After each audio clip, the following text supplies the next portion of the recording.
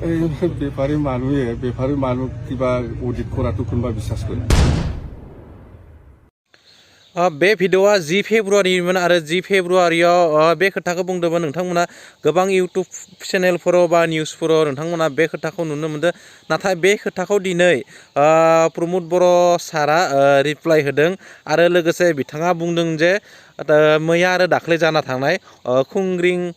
मार्केटाव जाय सिखाव जाबाय बाय जायखौ रां सिखाव खालामबाय लोगोसे एनआरएलनि क'क्राझारनि एनआरएलआव जा रां सिखाव खालामबाय बेनि सायावबो दुखु फोरमायदों आरो बेखौ नायबिजिरगोन होननाबो बुंदों जियानो जामानो लोगोसे हाग्रामा महिलारिनि जा समाव सरकारनि समाव गोबां रां जाख'नाय खोथाखौबो बिथाङा बुंदों आरो नोंथांमोना भिडिअखौ नायबा नुनो मोनगोन लोगोसे नोंथांमोना नायनानै नोंथांमोना कमेन्ट खालामनो दाबाव लोगोसे बेबायदिनो थासिगोन नामाब्रा बर' हारिया गावजों गावनो एना एनि मानो गावजों गाव खौसे जानो रोंला जोङो बे मोनसे दुखुनांथाव खोथा जे मानो गावजों गाव एना एनि जाखो मानो बैजों बै दानलायबाय थासियो सौलायबाय थासियो बेबायदिबा हारिया माब्रै जौगानो राव थुनलाइ आरो गोबां खामानि दंबावो मावनो जाय जोंनि दिनै जोबथेसालिफोरावबो जोबजानाय दङ बिथांमोनखौबो बारग'होनांगौ जोबथेसालिनिफ्रायबो स' बेफोरबायदिबा हारिया बबेनिफ्राय बबेथिं बोहैगोन फैगोन समफोरावसो जों नुना मोनसिगोन जियानो जामानो नोंथांमोना भिडिअखौ नायनानै कमेन्ट खालाम अब्ला मा बुंबावनो आरो बुंनो लाबाथ' जेबो गैला गावजों गावनो एना एनि गावजों गावनो बुदलाय बुसि दे बेबायदिनो थासिगोन नामाब्रा गासैबो जायफोर दुथांफ्रा बेफोर हाबायाव आखाइ होदों बिथांमोनखौ आङो बेबायदिनिफ्राय गोजानाव थानो थाखाय खावलायदों आरो समाजखौ बेबायदि डिस्टार्ब खालामनानै जेबो लाब मोननाय नङा आरो दानि समाव बेबायदि सिखाव दाखायत खालामनाया जोबोद लासिंसिंनि बाथ्रा दा बेबायदि खामानिनिफ्राय जाहाथे गोजानाव थायो आरो पुलिसखौ इतिमध्य इन्सट्राक्सन होनाय जादों अर्डार होनाय जादों जे स्ट्रं एक्सन लानो थाखाय दा बेनिखायनो पुलिसाबो बिथांमोनखौ नागिरखागोन आरो सोरबाफोर बेबायदि दानि समाव जे जेराव नोङो खामानि मावनानै जानांगो गोबां केरियार मोजां दानांगो बे समाव जायफोर लाइमोनफ्रा दिनै सोरबा जौ जुवा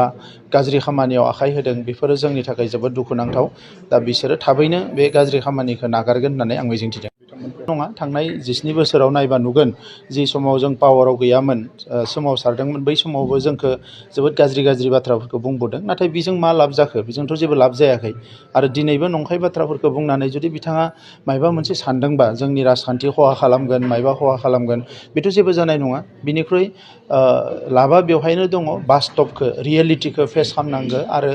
माखासे नंखायनिफ्राय गोजानाव फैनानै गोग्गो लामाजों समाज दानो नाजानांगौ मानोना बिथांमोना सोमावसारनायावबो दङमोन 17 बोसोर राजखान्थियावबो फैनानै खुंथाय गोहोखौबो सामलायनो मोन्दों बेनि उनाव दिनै समाजनि हालोदा मा अबस्थायाव दङ समाजाव गोजोन थासारि लाबोनांगौखौ बिथांमोना खुनु नाजायाखिसै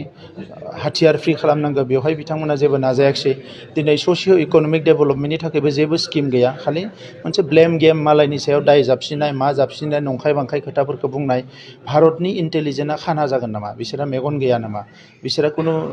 माने सर्स गैया नामा दा बेबायदि समाव जिफोर खोथाफोरखौ सासे गोबाव सम मोनसे खुंथाय गोहोनि गुबै बिबानाव थानाय सुबुङा बुंनाया जोबोद लासिंसिं बाथ्रा दा नंखायनो जि खोथाखौ बुंदों बिथाङानो प्रुभ खालामनांगोन आंहा बेवहाय जेबो बुंनांगौ गैया बे अडिटखौ बिथांमोना जि एसेम्ब्लिनि खोथा बुंदों बे अडिटनि सायाव मानो बिथांमोना जेबो एक्सन लायाखै दा दिनै बेखिनियाल' नङामोन दिनैसिम 2020सिम जोंनि सरकार फैजासिम गासै 2900 करोड़नि लायबिलिटिस दङमोन दा बे खोथाखौ बिथांमोना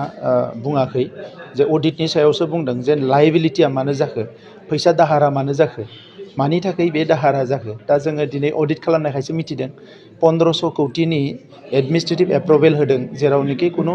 फान्ड गैया सर्स गैया जेबो गैया बे फैसाया मिसइउज जागौमोन दिनै 2900 करोड़निफ्राय लाबोनानै जोङो 1000आव बेखौ अडिट खालामनानै लाबोनो हाबाय आरो आं मिजिंथिदों जोङो फिजिकेल भेरिफिकेसन खालामनायनि उनाव आरोबाव जोङो खमसे खम 400-500 करोड़ थाखाया आरोबाव बेयाव क्लियार जाबावगोन जिफोरनिखि नंखाय अब्ला जोङो दिनै बेखौ जेनुइन जि बिल होनांगौ बियो 500 कौटिसो हयथ' जानो हानाय दा बेनिखायनो मोनसे गिदिर मोनसे एचिभमेन्ट बियो आदारवाइज बेवहाय गोबां फल्स बिल दङ, बेवहाय गोबां सिडि फान्डनि नामाव जायखौ सिबा नायोमोन बेवहाय गोबां फल्स बिलफोर दङ, खुन्दुं कम्बलनि बिलफोर दङ, जायफोरनोखि रायजो राजानि थाखाय दिनै खामानि मावनो गोनां फैसाफोरखौ बेवहाय मिसइउज खालामदों। दा बेफोरो जोबोद दुखुनांथाव। बिथांमोना दाबो रियेलिटिजों फेस खालामनो नागिराखै। दिनैबो जोंहा गोरिब गुन्द्रा दङ, माने लेखा फरायनो थाखाय दाबो गथ'फ्रा जथेस्थ' खस्थ' खालामनाङो, न' बां गारनानै हाजिरा मुजिरा मावनांदों। जोंनि आइजोफ्रा दाबो राजा लामायाव हाजिरा मावगासिनो दङ। बे 19 बोसोराव बिथांमोना बेफोरखौ जोबोद स्कप मोन्दोंमोन खामानि मावनो थाखाय, दा बेफोरखौ मावाखै आरो फारसेथिं गभर्नमेन्टनि थाखाखौ मिसइउज खालामजोब्बाय आरो दिनैनि समाव फैनानै बिथांमोना जेफोरखौ एलिगेसनफोरखौ होदों बेयाव खुनु माने बास्तबता गैया। दा नंखायनि मदद लानानै मालाबाबो हारि दानो हाया, मालाबाबो जौगाहोनो हाया। नंखायनो जोंनि समाव जों बेफोर खामानिखौ मावाखै आरो इयुनावबो मावनाय नङा।